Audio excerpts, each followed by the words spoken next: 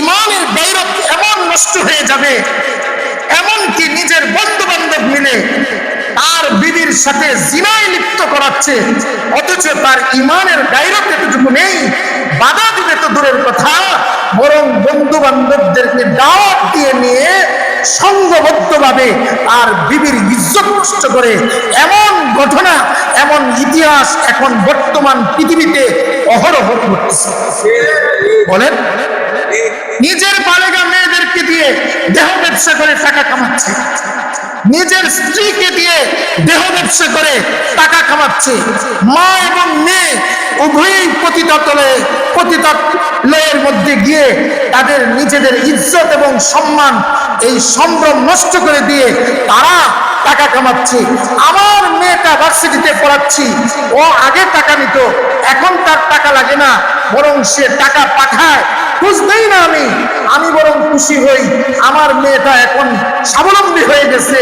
কিন্তু খোঁজ নিয়ে দেখি না আমার মেয়েটা রাত্রে কোন হোটেলে কার সাথে সময় কাটায়, কোন পদ্ধতিতে সে টাকা উপার্জন করে।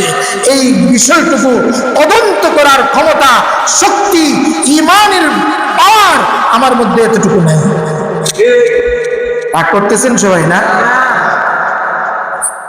ইল্লা মান তাবা ওয়া আমানা ওয়া আমিলা আমালান সালিহান ফাউলাইকা ইউবাদদিলুল্লাহু সাইয়্যাতিহিম হাসানাত। আল্লাহ তাআলা বলেন, বাঁচার রাস্তা হলো তওবা। বলেন বলেন, বাঁচার রাস্তা হলো কি? তওবা। সিলিন্ডার যেখান থেকে আযাব আসতেছে, যেখান থেকে আল্লাহর গজব আসতেছে, যে অপরাধের কারণে গজব আসতেছে, সেই অপরাধ, সেই আযাব থেকে বাঁচার জন্য নিজের অপরাধের তওবা করতে হবে। শুধু তওবাই যথেষ্ট না, ইল্লা মান তাবা ওয়া আমানা, তওবার পরে পুনরায় ঈমান আনতে হবে।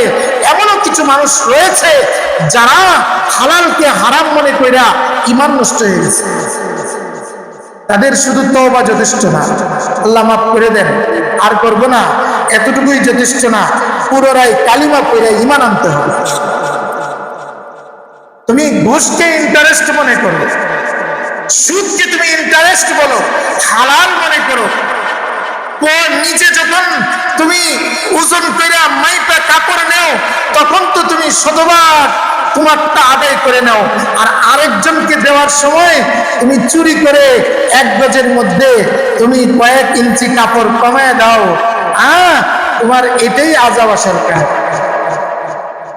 ওয়াইলুল লিল মুতাফফিফিন আল্লাযীনা ইযা তালু আলান নাসি ইস্তাওফুন ওয়া ইযা কালুহুম আও ওয়াজানুহুম ইখসিরুন।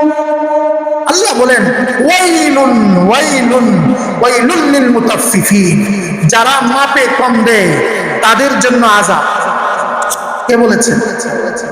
জুড়ে বলেন না, কে? আল্লাহ বলেছেন। একটু আল্লাহকে ডাকবেন তো, শাহাদাত আঙ্গুল উঠান, বলেন আল্লাহ। মহব্বত করে একটু ডাকবেন, মাঝে মধ্যে একা একা ডাকবেন, আল্লাহর সাথে একটু খাতির জমান। বাঁচার কোনো উপায় নেই।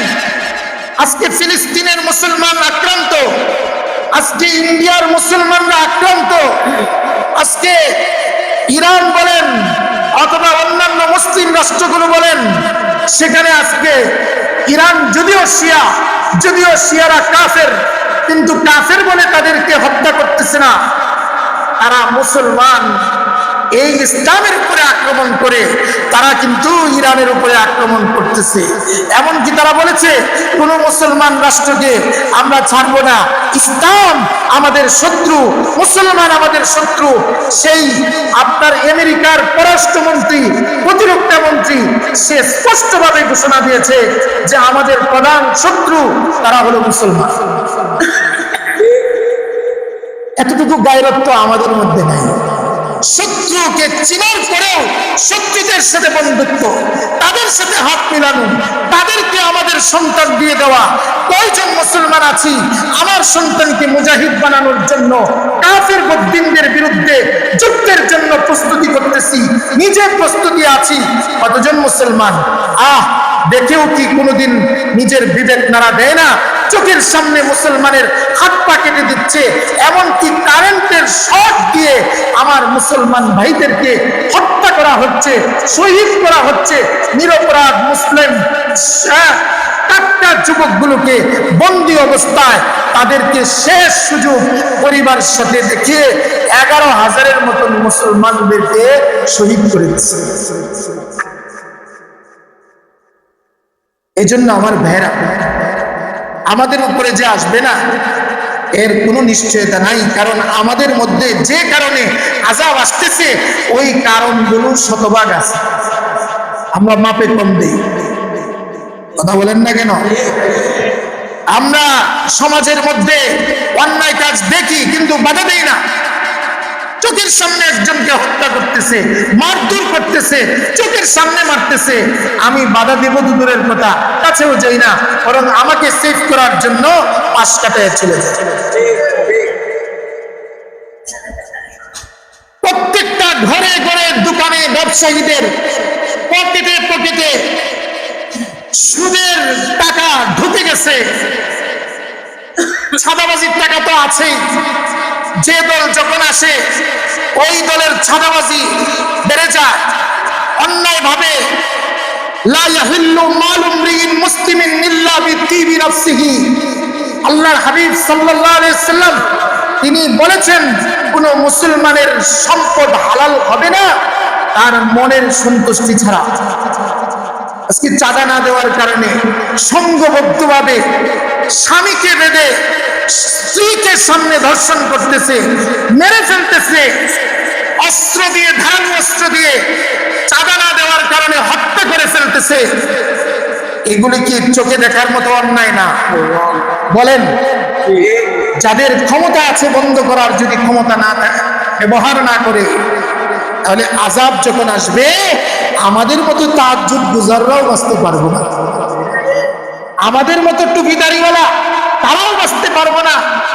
হাদিস শরীফের মধ্যে আপনারা শুনেছেন, অনেকবার সেই ঘটনা বলেছি, বুখারী শরীফের হাদিস, যে বনি ইসরাইলের এক আবেদ ছিল এক এলাকার মধ্যে, উনি এক মুহূর্তের জন্য আল্লাহকে ভুলতেন না, ইবাদত বন্দেগীতে লিপ্ত ছিলেন।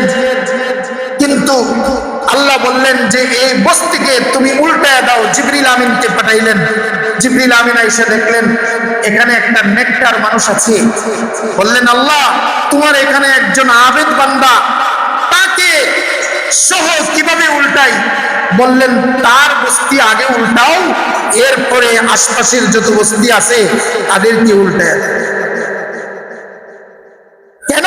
তার চোখের সামনে অন্যায় হয়েছে, সে অন্যায়ের বাধা দিবে তো দূরের কথা, তার কপালের ভাঁজ পর্যন্ত করে নাই। কথা বলেন না কেন?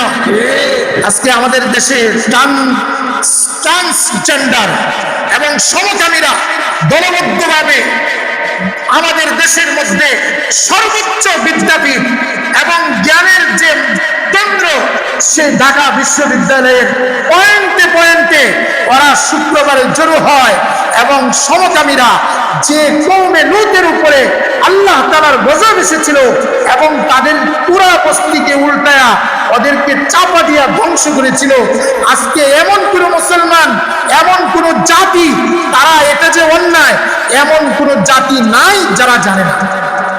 কথা বলেন, এই সমকামিতা কি জায়েজ আছে? বলেন এটা হারাম কিনা? আরে জোরে বলেন হারাম কিনা?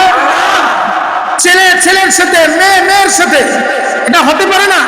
একজন ছেলেকে আল্লাহ তাআলা ছেলে বানিয়ে পাঠিয়েছেন, এই ছেলে কখনো প্লাস্টিক সার্জারি কইরা নিজেকে মেয়ে পরিণত করতে পারে না। আল্লাহর কুদরতকে, আল্লাহর কুদরতের মধ্যে হাত দেওয়ার অধিকার কারো নাই। এই জন্যই তো রক্ত বিক্রয় করা হারাম, মরণোত্তর চক্ষু দান করা হারাম, কাউকে কোনো অঙ্গ দিয়ে যাওয়া হারাম, বিক্রয় করা হারাম। তুমি এটা কার দিবা? কার জিনিসটা হাদিয়া দিবা? এটার মালিক তো তুমি নও, এটার মালিক তো আল্লাহ। আজকে যদি আমরা সোচ্চার না হই, আজকে কয়েকটা ছেলে তারা তাদেরকে কিছু উত্তম মাধ্যম দিয়েছে, আবার বিপরীত পক্ষে কিছু ছেলেরা এর বিপরীতে মিছিল নিয়ে বের হয়ে গেছে। কথা বলেন, আজকে সেই কুষ্টিয়ার মধ্যে যে পীর শামীম পীর, সে পীরের নামে তার খ্রিস্টান ধর্মের চর্চা, হিন্দুয়ানি স্ত্রী শ্রী শামীম, আরো কি হিন্দু নাম আছে তার নামের শুরুতে? বলেন কোন মুসলমান নামের শুরুতে স্ত্রী দিতে পারে? হ্যাঁ, তাহলে একজন মুসলমান সে খ্রিস্টানদের এজেন্ট হয়ে, ইন্ডিয়ার রর এজেন্ট হয়ে সে এমন পীর ধারণ করছে যে পীরের কাছে হিন্দুরাও যায়, খ্রিস্টানরাও যায়, যে পীরের নামের শুরুতেও খ্রিস্টানদের নাম, যে পীরের গলার মধ্যে খ্রিস্টানদের ক্রসের চিহ্ন, এই পীর তার কার্যক্রম একেবারে প্রশাসনের সামনে 92% মুসলমান এই দেশের মধ্যে এইভাবে প্রকাশ্য মুসলমান নামদারি করে চালাবে, আর আমরা মুখ বন্ধ করে বসে থাকবো, আযাব থেকে বাঁচা যাবে না। এই জন্য মোহতারাম সোচ্চার হতে হবে, যে যেখান থেকে পারি, যে যেভাবে পারি। মান রাআ মিনকুম মুনকারান ফালইয়ুগাইয়িরহু বিয়াদি ফাইন লাম ইস্তাতি ফাবিলিসানি ওয়া ইন লাম ইস্তাতি ফাবিকলবি ওয়া যালিকা আযআফুল ঈমান। এটা হলো ঈমানের সবচেয়ে নিম্ন স্তর। কমপক্ষে অন্তর দিয়ে চিন্তা করতে হবে এই অন্যায়কে কিভাবে আমরা বাধা দিব। আর যদি চুপ করে বসে থাকি তাহলে বোঝা যাবে আমিও তার পক্ষে। কথা বলেন, কথা বলেন। এই জন্য মরতে তো হবেই, অন্যায়কে নেই বলে নয়, অন্যায়ের বিরুদ্ধে সোচ্চার হয়ে ঈমানের দাবিকে সামনে নিয়ে বুকে ঈমানের শক্তিতে বলিয়ান হয়ে অন্যায়ের বিরুদ্ধে সোচ্চার থাকবে তো ইনশাআল্লাহ। আল্লাহ পাক আমাদের সবাইকে তৌফিক দান করুন, আমিন।